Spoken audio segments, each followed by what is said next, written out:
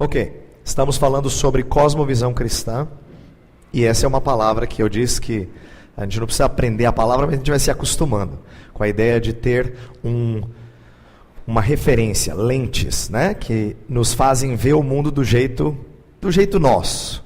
Então, assim, a gente interpreta as situações a partir dessas lentes que a gente tem. Cada um lê de um jeito diferente. Às vezes uma mesma situação, para você não tem problema, para o outro incomoda.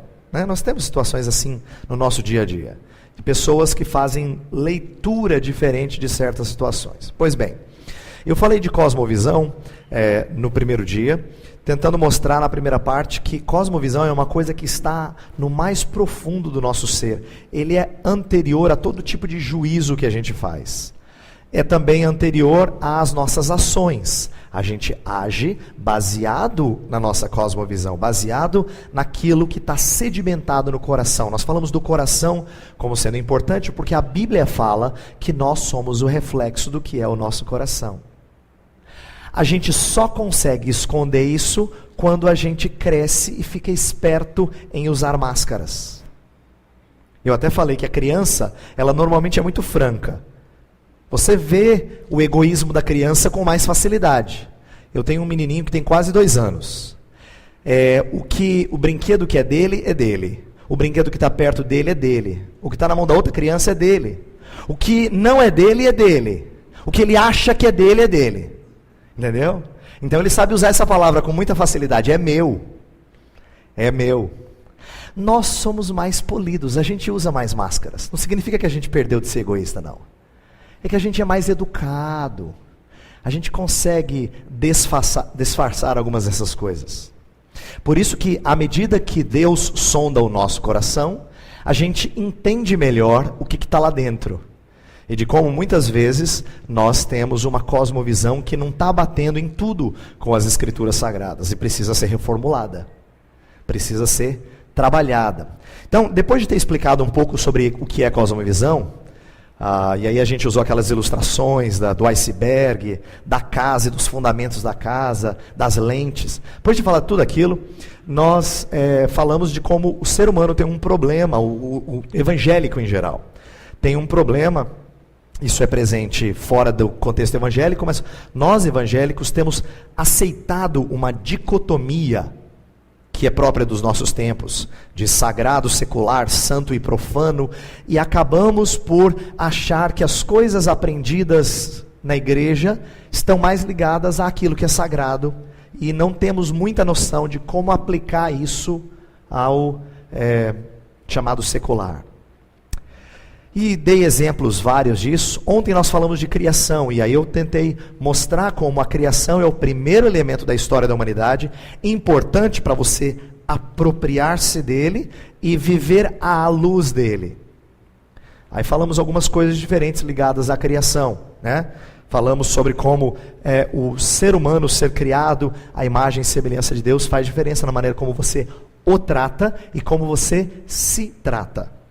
Falamos também sobre a ordem criacional. Eu li aquele texto de Isaías 28 com vocês, que fala que até o jeito de arar a terra, Deus ensina o agricultor. De como Deus colocou coisas na criação. De como Ele colocou uma estrutura. Tá bom, obrigado. De como Ele colocou uma estrutura na criação e que tudo depende Agora, Ele espera que nós tomemos a direção correta. Né? Nós falamos de estrutura e direção, de como Deus nos colocou naquilo que Ele criou, né, na criação, como gerentes da loja, eu usei essa expressão. Nos deu o mandato cultural, isto é, Deus não só deu regras para que nós nos relacionássemos com Ele, com o próximo, mas também com o restante da criação. E falamos de como nós temos que entender que tudo que nós fazemos nessa área também honra o Senhor. Não é verdade que Deus só é honrado com cânticos de louvor. Cânticos de louvor são uma forma belíssima e recomendada pelas Escrituras. Mas o Senhor é louvado por coisas até muito estranhas. Salmo 76, 10 fala: até a ira humana há de louvar-te.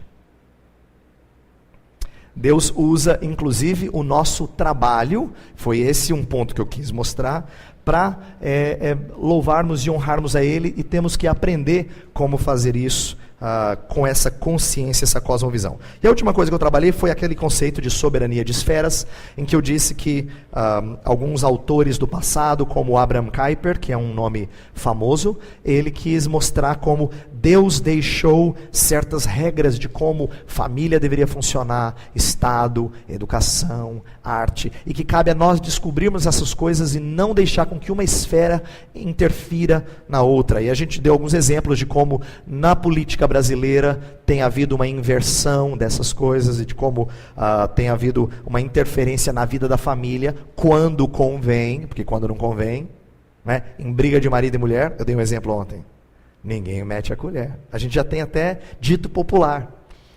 A política só deu uma lei a esse aspecto, quando eu falei lá da questão do divórcio, né? Então, nós falamos um pouco sobre essas questões, e hoje eu vou entrar então no segundo ponto, no segundo pilar histórico da cosmovisão cristã. Então falamos de criação, hoje vamos falar de queda.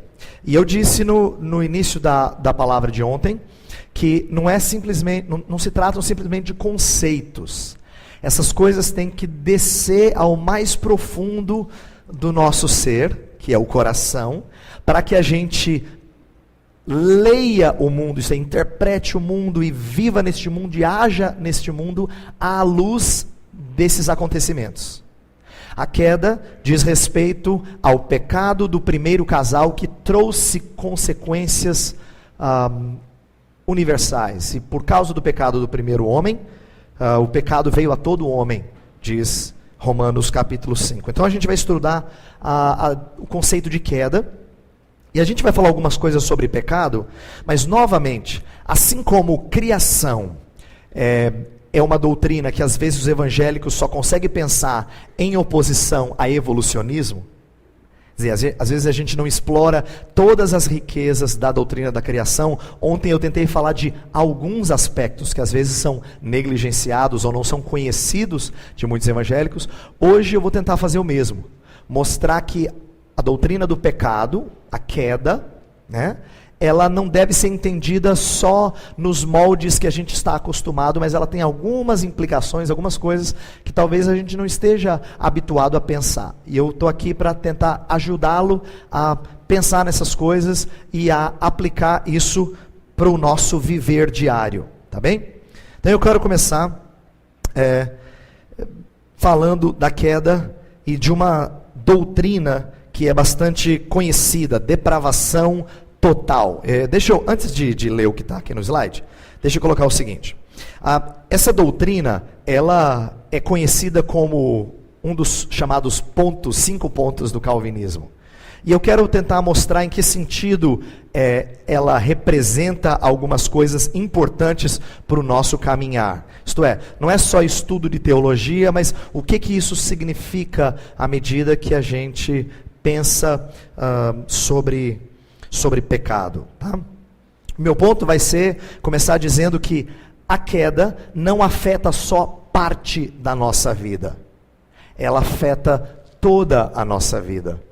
Uma ilustração que autores do passado usaram, eles disseram assim: tem crente que acha que queda é como cair do primeiro andar. Você quebra um braço, mas você sobrevive. Não, na Bíblia a queda é cair de 4.000 metros sem paraquedas. Você morre, não tem jeito. Porque a Bíblia chama o pecador morto em seus delitos e pecados. Ele não é alguém que está fragilizado, mas pode clamar ao Senhor por si próprio, pedindo ao Senhor que venha em seu socorro.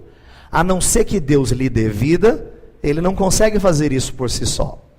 Esse é o conceito que a gente está acostumado a trabalhar em depravação total. Vamos pensar em algumas outras coisas aqui. Pecado não é só uma quebra do mandato espiritual ou do social, mas também do cultural. Lembra, a maneira como a gente lida com a criação também tem que honrar o Senhor. E se nós desonramos o Senhor, nós somos pecadores em fazê-lo. Então, meu ponto é mostrar que em todas as áreas da nossa vida, nós podemos ser omissos em nossas tarefas e com isso estarmos aquém daquilo que o Senhor Deus espera de nós. O sentido do adjetivo total na expressão depravação total, eu coloquei entre aspas de propósito, porque às vezes essa doutrina ela é mal compreendida. Quer ver? Ó? Se eu chego para uma pessoa e falo assim, então, nós cremos que o homem é totalmente depravado. Falou, por favor, meu. Ei, você acha que eu só faço bobagem?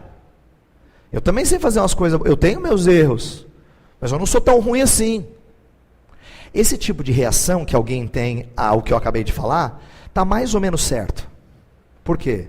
Não foi explicado para ele o que é depravação total. Total, não no sentido de no máximo das potencialidades, mas total no sentido da abrangência do pecado. Deixa eu dar o seguinte exemplo. Vamos supor que a gente esteja num lugar com uma piscina que acabou de ser suja. Caiu muita sujeira lá. Mas a sujeira, por ela ser mais leve do que a água, ela boiou. Se alguém viesse a mergulhar naquela piscina, eu diria assim, ela não tem sujeira da superfície até embaixo, mas ela tem sujeira em toda a sua superfície. A ideia é a seguinte, eu estou usando essa ilustração para tentar ajudar você a entender que quando a Bíblia fala de depravação total, ela não está falando que, ela fala desse conceito, ela não usa essa expressão, mas ela coloca esse conceito, ela não está dizendo que cada ser humano faz aquilo que há de pior no máximo das capacidades o tempo todo. Não, pelo contrário. Eu e você temos vizinho gente boa, aquele que a gente sempre diz, só falta... Tá vendo? Vocês até sabem. Por quê? Porque a gente conhece gente assim. Gente que não ama o Senhor, mas que é decente, que é ordeiro, que é honesto, não é? Então, quando a Bíblia fala de conceito do pecado e a gente entende depravação total, não estamos falando total na capacidade de fazer, ou em sempre executar a total capacidade de maldade, não é isso, mas é de abrangência. E aqui vem então a minha aplicação. Nós não podemos achar que tenha alguma área da nossa vida que não foi afetada pelo pecado. Não, nós entendemos que todas as áreas da nossa vida foram afetadas pelo pecado. Qualquer coisa que você faça, infelizmente, provém de um coração pecaminoso. Jeremias 17:9, que está aí, fala, enganoso é o coração mais do que todas as coisas e desesperadamente corrupto. Quem o conhecerá? Quando Jesus está confrontando os fariseus, texto de Mateus 15, os fariseus falam assim, por que os seus discípulos não lavam as mãos antes de comer? Eles vão se contaminar. Aí Jesus falou, não é o que vem de fora que contamina o homem, e sim o que sai do seu interior, porque do coração procedem maus desígnios, prostituições, difamações. Aí ele vai começar a citar uma lista de pecados, né? Para mostrar que a sede do pecado é tão profunda que você não consegue ter acesso a essa sede. Então você não consegue fazer limpa.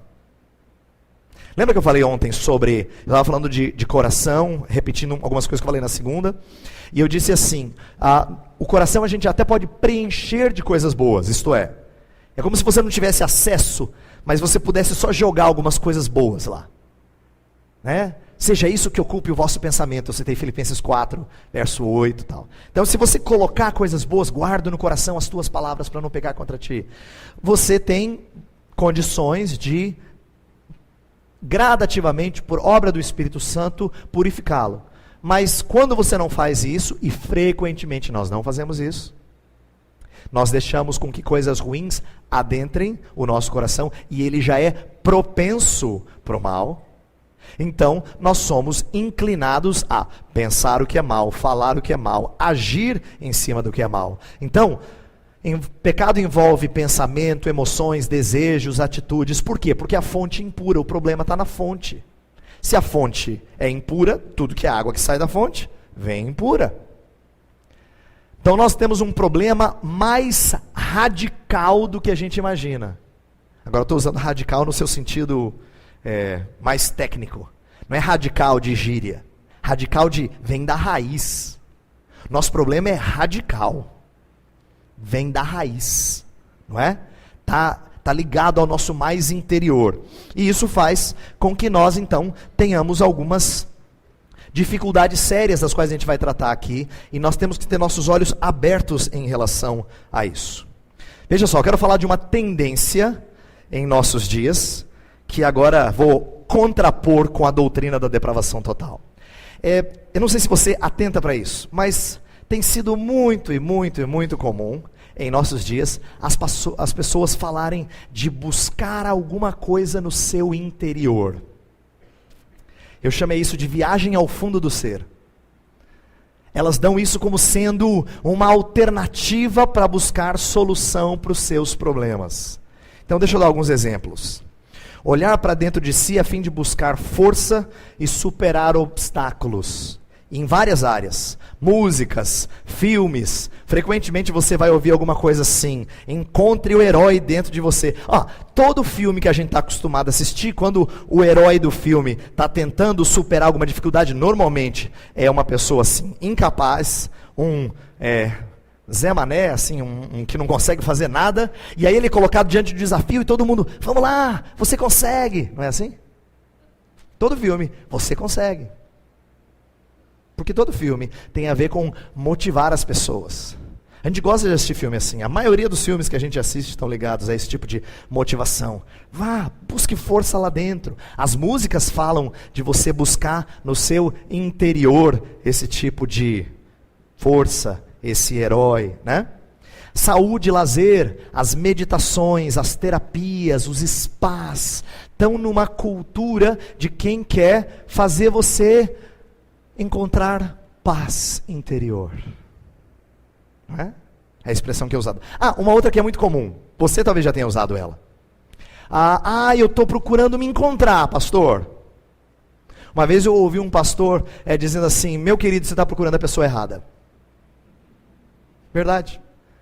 Presta atenção nos seus olhos. Eles são virados para fora, não para dentro. Você é a única pessoa que você não enxerga nessa sala. É verdade. Deus fez você virado para fora. Por quê? Porque Ele quer que você encontre outro. Por isso que o primeiro grande mandamento é amar a Deus sobre todas as coisas. E o segundo, amar ao próximo. Não tem nenhum mandamento que ame a si mesmo. Não tem nenhum mandamento assim. Deus sabe que Ele não precisa preocupar em ordenar isso. Você faz isso muito bem. Você é craque nisso. Problema seu é que você ama demais a você. Às vezes a gente usa umas expressões engraçadas. Eu quero me encontrar. Você não precisa se encontrar, você precisa encontrar o Senhor. Você não precisa de paz interior, você precisa da paz que excede todo entendimento. É dessa paz que você precisa. Não é? Mas aquilo que a sociedade sem Deus coloca é de que se você fizer essa viagem ao fundo do ser, você vai encontrar energia e você vai conseguir fazer certas coisas. A filosofia, a religião falam de coisas diversas, né? De moralidade subjetiva, de que dentro de você há uma centelha divina. Tem música, tem filosofia que fala dessas coisas. Você encontra uma espécie de faísquinha de Deus no seu interior. Presta atenção. É assim que a sociedade fala quando ela quer tratar de alguns dos seus problemas. E isso vem até em nome da ciência. Quando alguém fala assim, olha, você precisa olhar para dentro de você e dizer para você mesmo, eu me amo. Tem até umas terapias desse tipo assim. Né? Em nome da ciência, terapeutas tentando mostrar que dentro de você encontra alguma coisa que vai lhe encorajar. Olha como a Bíblia, e aqui são palavras de Jesus, confronta radicalmente esse contexto. Eu coloquei no slide assim, o cristão já fez a viagem ao interior, e ele ficou horrorizado. Mateus 5 é o início das bem-aventuranças. Jesus falou: bem-aventurados os humildes de espírito. No original, a palavra humildes é pobre, mas não é pobre assim, como a gente usa. Ah, eu sou pobre. Não, é pobre, pobre. Mendigo, de quem não tem nada. Essa é a palavra no grego. Bem-aventurados aqueles que perceberam a sua bancarrota. É isso que a Bíblia diz. Bem-aventurado é quem percebeu que espiritualmente, no espírito, ele é pobre. Bem-aventurado. E aí a segunda bem-aventurança vem na sequência. Bem-aventurado é aquele que uma vez descobriu essas coisas, ele chora. Bem-aventurado. Por quê? Porque ele adquiriu consciência de quem ele é lá dentro. Olha como aquilo que Jesus coloca é radicalmente diferente do que nós estamos acostumados a ver e ouvir na televisão, nos filmes, nos programas, na mídia em geral, né? Nós não fazemos viagem ao fundo do ser. Essa viagem é muito triste. Eu só faço quando eu preciso me arrepender dos meus pecados. Não buscar nada de bom lá dentro. Outro aspecto da doutrina da queda, o entendimento da queda, é importante nós falarmos, que são os efeitos cósmicos dela. Sabe por quê? Quando a gente fala de pecado, uma das coisas que nos vem à mente sempre é nossas próprias atitudes. Ah, o que você fez é errado, fulano, é pecaminoso. Mas pecado na Bíblia é muito mais amplo do que só as suas atitudes. Pecado na Bíblia tem a ver com tudo aquilo que trouxe oposição de Deus, de juízo de Deus. E de acordo com Gênesis 3 e Romanos 8, essa oposição de Deus trouxe efeitos sobre todo o cosmos, e não só sobre pessoas. Vamos ler esses dois textos. Vamos abrir Bíblia em Gênesis 3:19 e depois Romanos 8, versos 20 a 22. Então, 17 fala assim: maldita é a terra por tua causa. Aí no 18 fala que produzirá cardos e abrolhos, né? E o 19 fala aqui, ó, pra você conseguir coisa agora, ó, vai suar.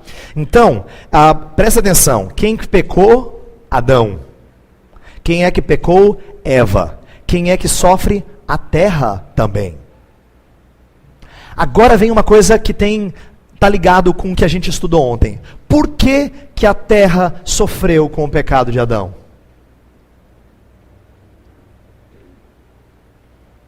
Porque ele era o gerente da loja. Tudo aquilo que o gerente faz, a loja sofre as consequências. Você entendeu? Deus colocou ele como, uma expressão usada nos livros de teologia, é vice-regente. Ele é o segundo, depois do Senhor Deus, na regência da criação. Tudo aquilo que o vice-regente faz, a criação sofre com isso. Então, quando Adão e Eva pecaram, eles trouxeram consequências sobre a terra. Maldita é a terra por tua causa, Adão. Por causa do teu pecado. Porque Adão era um representante da humanidade e de toda a criação. Vamos ler Romanos 8, versos 20 a 22. Olha só, eu vou destacar aqui um aspecto. O texto fala que a criação, ela geme e suporta. O que ela geme e suporta? Angústias. Por quê? Qual é a situação presente dela?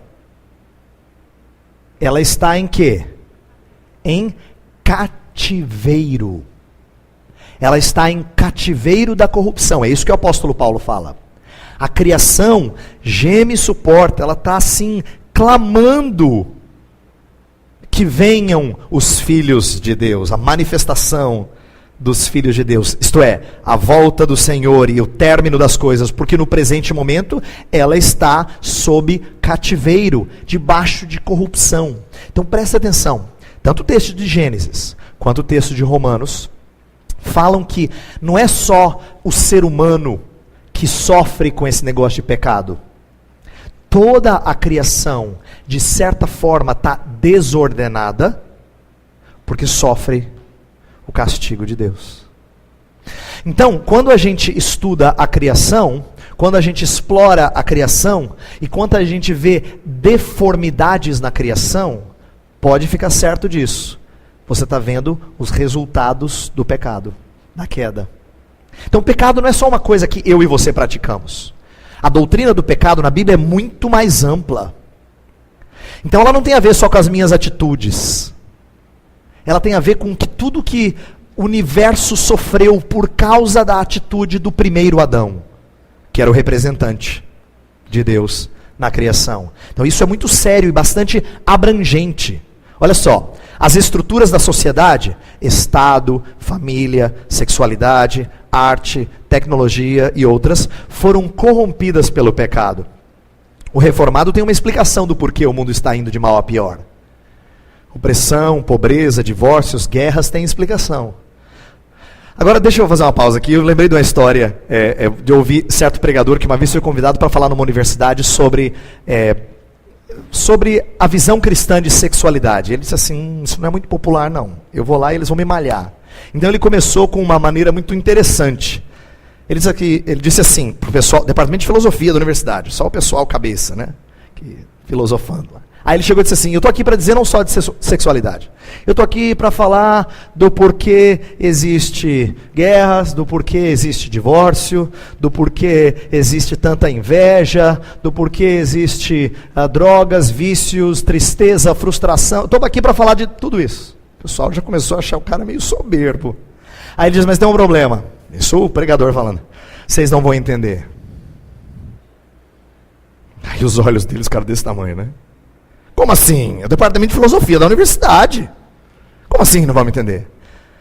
Aí um deles perguntou, por que é que nós não vamos entender? Aí ele disse, era a pergunta que eu estava esperando. Porque para entender essas coisas, você precisa conhecer Jesus. O que esse pregador estava dizendo? Ele estava dizendo assim, olha, para você enxergar o mundo e entender o porquê essas coisas acontecem, você tem que ter uma cosmovisão cristã. Se você não tiver, você vai ter um entendimento equivocado e utópico do ser humano. A razão pela qual nós podemos entender, quando eu falo entender, não é que a gente tem todas as respostas, mas a gente sabe por que existem guerras. A gente sabe por que existem opressões, pobrezas, divórcios, brigas, violência. A gente sabe. Tem como raiz aquilo que a Bíblia chama de pecado. Então, repito, pecado não é uma coisa ligada só àquilo que você ou alguém da sua família pratica de errado. É muito mais amplo do que a gente está acostumado a ponderar. Por isso, nosso engajamento com estruturas sociais precisa ser cônscio dessa realidade pecaminosa do ser humano. Eu creio que nós temos que ter, ao mesmo tempo que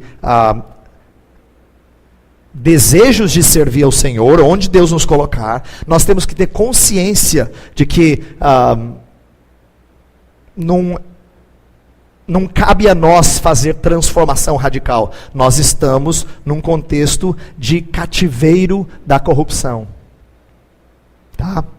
E aqui vem um outro ponto que eu quero conectar com isso. Eu estou tentando falar desse assunto, de nós sermos cônscios dessa realidade, porque o que a sociedade está acostumada a pregar é uma visão utópica. Né? O ser humano bom que só precisa da condição social correta. O ser humano não é tão mau assim. Ele só precisa ter as condições certas para ele chegar onde ele tem que chegar. É isso normalmente que é ensinado em qualquer curso de humanidades, em qualquer universidade desse país. Ok? Olha só, agora como é que eles explicam sofrimento e dor?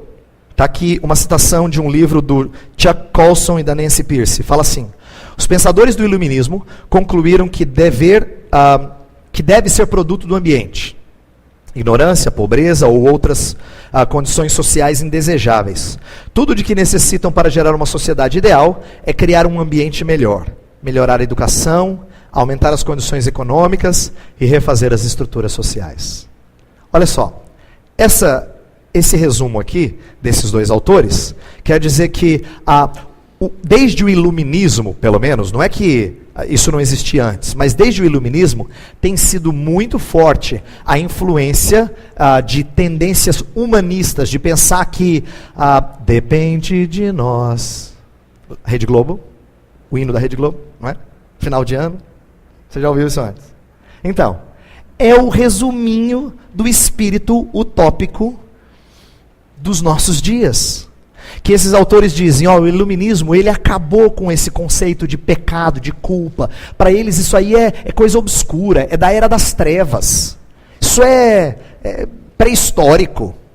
Nós entendemos hoje o ser humano de uma forma iluminada, por isso que chamava-se iluminismo.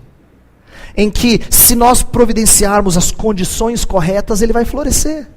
Inclusive, essa é a base do pensamento marxista, que entende que se a sociedade for trabalhada do jeito certo, ela chega no ponto ideal. Todo aquele que perde o referencial bíblico de pecado e dos efeitos do pecado, ele tem uma visão utópica da sociedade. E quem tem uma visão utópica acaba promovendo ou conduzindo ao totalitarismo. Veja só, Hitler também tinha um conceito utópico de sociedade. Ele achava que se ele mexesse algumas coisas na sociedade alemã, ele produziria um povo excelente. O comunismo soviético entendia que poderia produzir uma sociedade ideal. Esses são exemplos só do século XX. De gente que tinha ideais. Não pense que as pessoas que estão debaixo desses governos não tiveram algum tipo de pregação utópica. Lógico que tiveram, é por isso que acreditaram. Como é que você mantém a confiança em líderes dessa natureza? Você diz, olha, nós vamos produzir uma sociedade assim, que não tenha mais isso. Você fala, uau! Todas as vezes que o ser humano prega utopia, e os que ouvem não têm o conceito de pecado, o conceito bíblico de pecado nos seus corações, eles estão fadados a cair no engano. Porque é o que eles anseiam. Eles anseiam resolver os problemas das suas vidas. Mas se não tivermos um conceito correto do que é o pecado e dos efeitos do pecado, nós teremos sérios problemas. Problemas porque nós seremos sempre frustrados. Tá? Então aqui, eu estou dizendo essas coisas, atenção, não pense que a palestra vai acabar nisso, mas se por um lado a criação traz muita coisa bonita, a queda traz muita coisa feia, e a Bíblia não esconde as feiuras, nem dos personagens mais bonitos. Até os personagens mais honrosos na Escritura têm retrato de pecado, né?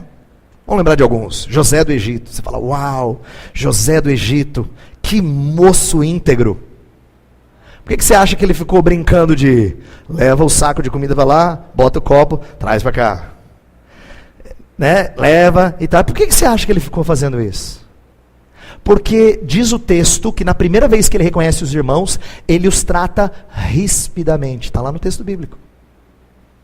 Ele teve dificuldades de lidar com aqueles que um dia foram injustos para com ele. Aí você fala, pastor, mas Jó foi um homem de Deus. Jó quer ter um tribunal com Deus e dizer para Deus que está fazendo a coisa errada. Assim, Deus, o senhor errou, porque eu sou santo. E aí no finalzinho, quando Deus dá audiência para ele, ele disse, eu só te conhecia de ouvir falar, hoje os meus olhos te veem. E eu me arrependo no pó e na cinza. Que besteira que eu fui falar. Jó. Pastor Daniel, homem de Deus. Daniel fala assim, Senhor, nós temos pecado e procedido perversamente. A nós pertence o corar de vergonha. Está falando. Até os personagens mais belos da Escritura são descritos com as suas feiuras também. Então, não adianta eu falar só da criação. Uma cosmovisão cristã sabe das belezas da criação, mas sabe das feiuras que a queda trouxe. Essa é a mais pura verdade. E se você não tiver ciência disso e não mantiver isso claro na sua mente, você vai perder de vista uma perspectiva cristã. Agora deixa eu falar um pouquinho da seriedade do pecado, porque esse é um assunto importante para você entender do que nós estamos tratando aqui. Pecado, ele é sério, porque, lembra que ontem nós falamos de estrutura e direção, eu vou falar um pouco mais disso hoje, e deixa eu usar como exemplo agora, o ser humano. Nós fomos criados à imagem e semelhança de Deus. Aí eu falei ontem que Não é porque alguém não ama Cristo Jesus que ele não é imagem e semelhança de Deus. A gente leu 2 textos, um do Antigo e um do Novo, para mostrar que Deus usa isso, isto é, o ser imagem de Deus, como base para não matar alguém, para não ofender alguém com a língua. Então, Deus está considerando todo homem como imagem e semelhança dele. Ainda que desfigurada, imagem e semelhança. Presta atenção. Em que sentido eles são imagem e semelhança? Não no direcionamento, mas sim na estrutura, na capacidade, no potencial, isto é, nas ferramentas que Deus deu ao homem, de ser adorador, de ter responsabilidades, de poder fazer pacto com Deus, de ter raciocínio, de ter consciência de si próprio, de ser um ser relacional, né? Tudo isso são características próprias, além de várias outras. Agora atenção, todas essas características, a gente poderia acrescentar mais. O homem tem senso de estética, de beleza, ele tem criatividade. O ser humano é fantástico porque ele consegue criar coisas. Ele é o único que imita o Criador, no sentido que ele é capaz de produzir coisas com a criação. Nenhum outro ser consegue produzir coisas com a criação. O ser humano consegue. O ponto é dizer o seguinte: todas essas qualificações que o ser humano tem, ele as usa contra o Criador. O primeiro aspecto que mostra quão vil é o pecado, quão sério é o pecado, é você usar os presentes de Deus contra o próprio Deus. Tem um texto que eu acho muito precioso. Ele é lindo, mas ele é triste e ele é forte. Ezequiel 16, eu vou resumir rapidamente. É o texto que conta a história do abandono e da trajetória pecaminosa de Jerusalém, a partir da figura de uma moça. A história é mais ou menos assim: você nasceu, foi desprezado pelos seus pais, estava lá no seu sangue, eu passei perto de você, e eu peguei você, e eu limpei você, e você passou a ser minha. Eu cuidei de você, você cresceu, e aí desenvolveram os seus seios, e eu percebi que chegou o tempo de amores. Eu me casei com você. Aí eu cobri você, coloquei a minha beleza em você, as minhas roupas, os meus enfeites, os presentes, as finas iguarias e tudo mais, uma série de coisas. O texto descreve, aí chega um momento que fala assim: mas você desprezou essas coisas e passou a se entregar aos vizinhos. Aí começa a falar do adultério de Israel. E uma das maneiras de falar do adultério do povo de Deus é que Deus fala assim: você pegou os presentes que eu te dei e você deu aos seus amantes. Israel, você foi tão vil que aquilo que eu te dei como expressão do meu puro amor, você deu para quem fazia sujeira com você. Deus descreve esse pecado com linguagem até mais drástica do que eu estou falando agora, mostrando quão vil é a pecaminosidade do povo judeu. E na verdade não é só deles, é representação daquilo que nós somos. Nós somos aqueles que receberam inúmeras dádivas de Deus. No entanto, na hora que eu e você pecamos, a gente não considera essas coisas. Pelo contrário, a gente usa até aquilo que Deus nos deu contra os propósitos de Deus, em oposição aos propósitos de Deus.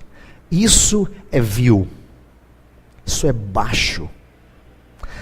E a Bíblia fala mais. A Bíblia fala que todo pecado, num certo sentido, é contra Deus. Isso aqui é muito interessante, importante. Eu vou usar a história de Davi como exemplo. Davi se deita com Batseba, e depois quando o profeta Natan chega para ele e aponta o pecado dele, ele fala: pequei contra ti somente. Quando a gente lê esse Salmo 51, você tem a impressão assim que Davi não entendeu. Davi, faz favor, Davi, contra ti somente? Davi, você pecou contra Batseba porque você ordenou que ela viesse deitar com você. Você pecou contra Urias, o marido dela, porque você mandou ele para a guerra e ele acabou morrendo. Você pecou contra o povo, porque o povo sofreu as consequências do seu pecado. Você pecou contra a sua família, tanto é que Deus trouxe castigo: a espada jamais apartará da sua família. Você pecou contra o chefe do exército, porque você forçou ele a fazer uma maldade, e o chefe do exército sabia. Davi, você pecou contra todo mundo, Davi. Como assim contra ti somente? É que Davi entendeu a essência do pecado. Em última análise, todo pecado é contra Deus. É uma afronta a Deus. Vou usar uma expressão ruim, mas para você entender. É uma cusparada no rosto de Deus. Todo pecado. E é por isso que Davi, entendendo a vileza do seu pecado, ele falou assim: Senhor, eu pequei contra o Senhor. Eu não fiz só maldade contra uma família, uma mulher, um povo. Eu fiz contra o Senhor. De acordo com 1 João 3, o pecado é a transgressão da lei de Deus. Daí dá para você entender a vileza do pecado. Por quê? Porque o pecado é proporcional à pessoa a quem se ofende. Para pensar nisso. Se você está com alguém que é muito próximo a você, e você sabe que é uma pessoa simples, você faz alguma coisa contra ele, contra ela, você faz, mas ela vai entender, é gente boa. Mas se uma pessoa muito importante passa na cidade e você tropeça feio, você fala assim: gente, o que eu fui fazer? Porque a gente julga o erro baseado na pessoa, ou na importância da pessoa para quem a gente comete o erro. A gente fica preocupado quando é alguém, talvez que seja mais importante, ou que vai trazer mais consequências sobre a sua vida. Agora pense no pecado contra o Senhor. É isso que Davi entendeu. Que o pecado é proporcional à santidade daquele contra quem você peca. E é isso que fazia do pecado tão vil. A idolatria é o pecado mais tratado na Escritura. Interessante isso. A Bíblia fala demais de idolatria. E às vezes eu acho que a gente perde de vista o porquê. Inclusive, a gente tem a impressão que idolatria era um problema sério no passado. Ou é um problema sério para católico. E eu acho que aí a gente perde de vista que idolatria, na verdade, está na raiz de todos os seus pecados. Todas as vezes que você troca o Senhor por outro, você exalta outro no lugar do Senhor. E é por isso que o mandamento primeiro e o mais difícil é amar a Deus sobre todas as coisas. Porque quando você ama a Deus sobre todas as coisas, você cumpre a lei, mas quando você não ama a Deus com todo o seu coração, com toda a sua alma, com todo o seu entendimento, com toda a sua força, então você pratica idolatria. Então idolatria é tratado na Bíblia com bastante frequência, não é à toa. Não tem a ver só com as imagens que a sua família ou conhecidos seus têm. Não. Tem a ver com um problema do coração. Calvino falava que o coração é uma fábrica de ídolos. Sabe a palavra dele? Porque em Ezequiel 14 fala dos ídolos do coração. Ezequiel capítulo 14. Vocês fizeram ídolos no coração.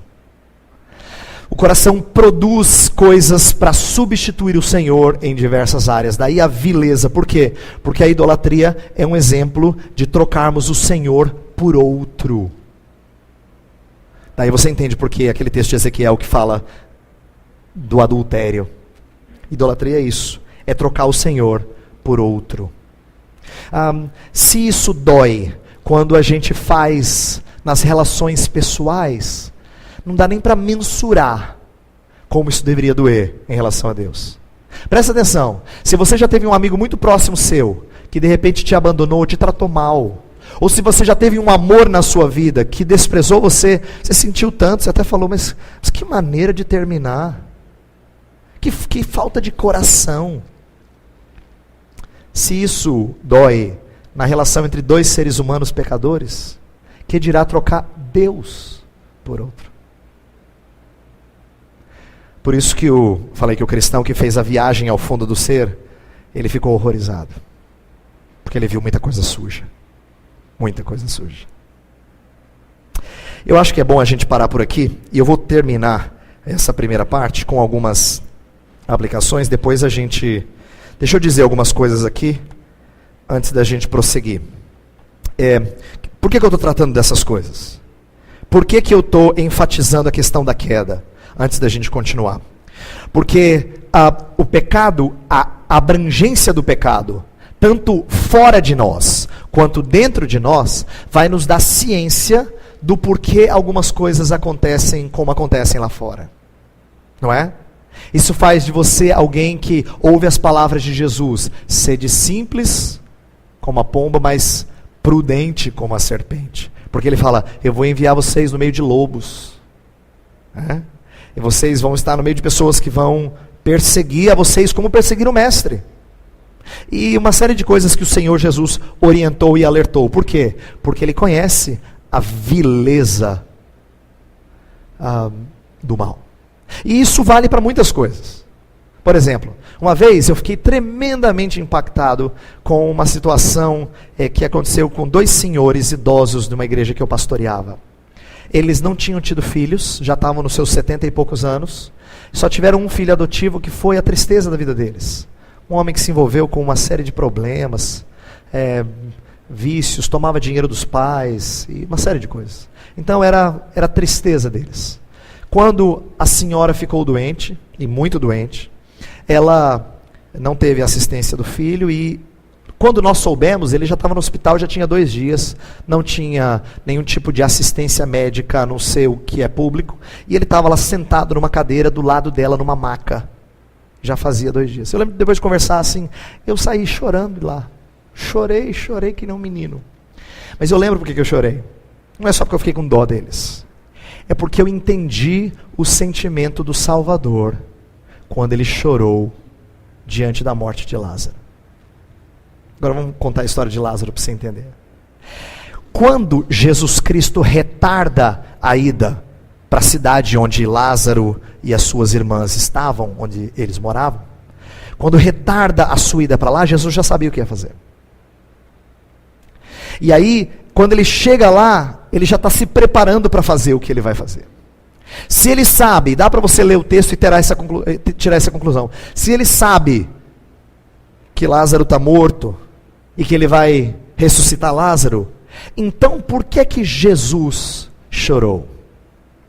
Presta atenção. Se algum querido nosso morresse, mas Deus falasse diretamente para você, espera um pouquinho, daqui a pouco ele vai voltar, você nem chorava. Porque morte não seria dolorida. Mas o Salvador chora. Por que ele chora? Eu creio que ele chora por 2 razões. Não só porque ele vê Maria chorando, mas porque ele vê os efeitos do pecado.